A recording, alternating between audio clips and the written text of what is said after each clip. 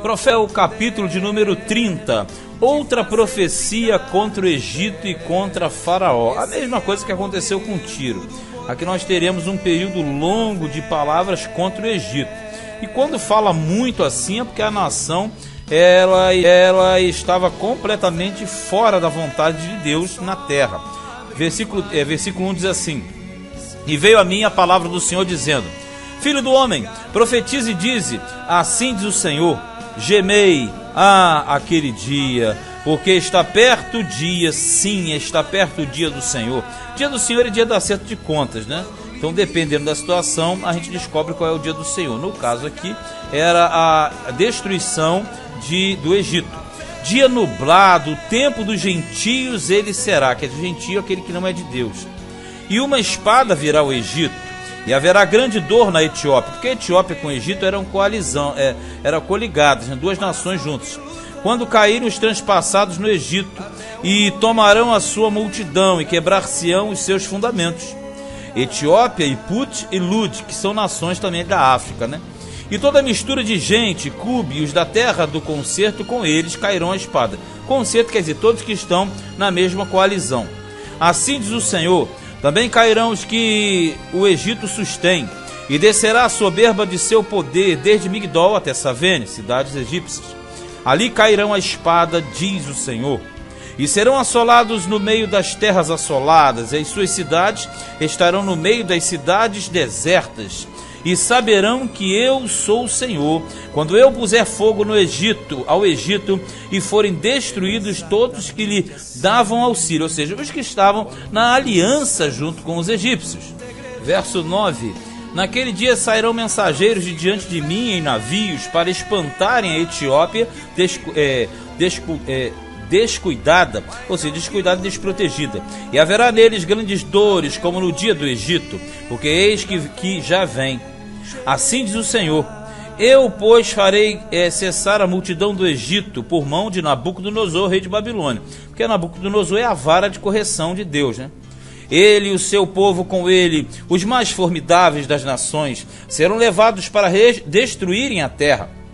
E desembainharão as suas espadas contra o Egito, e encherão a terra de transpassados, quer dizer, mortos.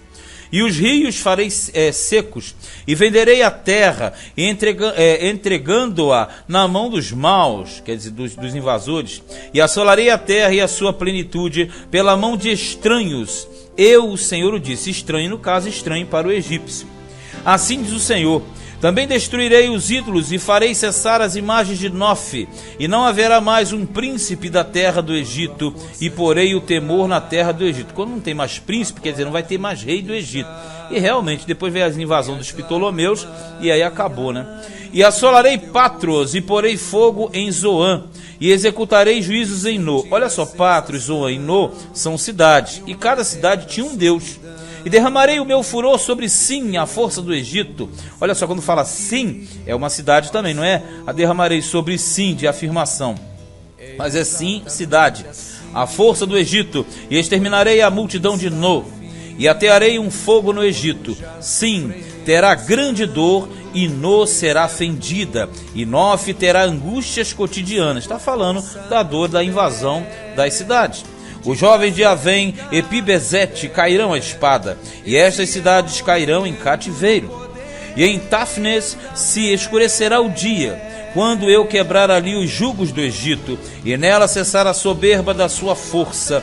Uma nuvem a cobrirá, e suas filhas cairão em cativeiro. Suas filhas, no caso, são as cidades, né? Sempre tem uma cidade principal, que no caso aqui é Tafnes, e as menores. E quando fala de escurecer, uma nuvem negra, é porque quando você invadia, tocava fogo, e aí subia aquela nuvem preta, que cobria os céus, né? Fechava os céus.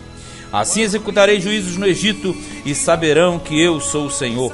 E sucedeu que no ano 1º, no mês 1º, aos 7 do mês, veio a mim a palavra do Senhor, dizendo... Olha, de novo, quando fala essa marcação, é relativa ao tempo que eles estavam no cativeiro. Filho do homem, eu quebrei o braço de Faraó. Quebrar o braço e tirar a força. Rei do Egito, e eis que não lhe aplicarão emplasto quer dizer, botar um remédio, um curativo.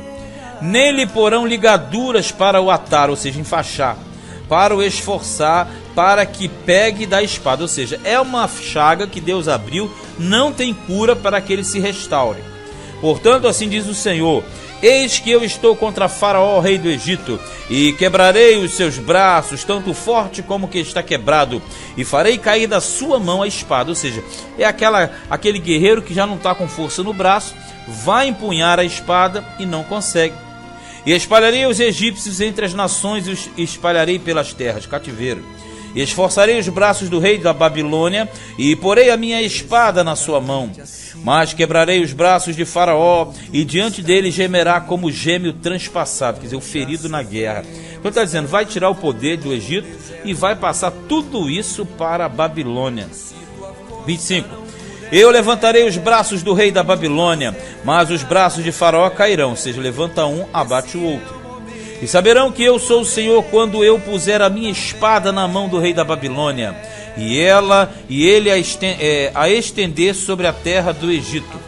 E espalharei os egípcios entre as nações, os espalharei pelas terras, assim saberão que eu sou o Senhor. Então, na verdade, aqui ele está mandando um recado que a queda do Egito ela é simplesmente iminente. Então, aí isso vai acontecer dentro de um transcurso de um tempo, né, em que o exército da Babilônia vinha conquistando vários povos. Vocês já perceberam, todos os povos dominados eram entregues pelo próprio Deus, porque era uma disciplina imposta pelo Senhor de toda a terra. Este foi Ezequiel, capítulo de número 30.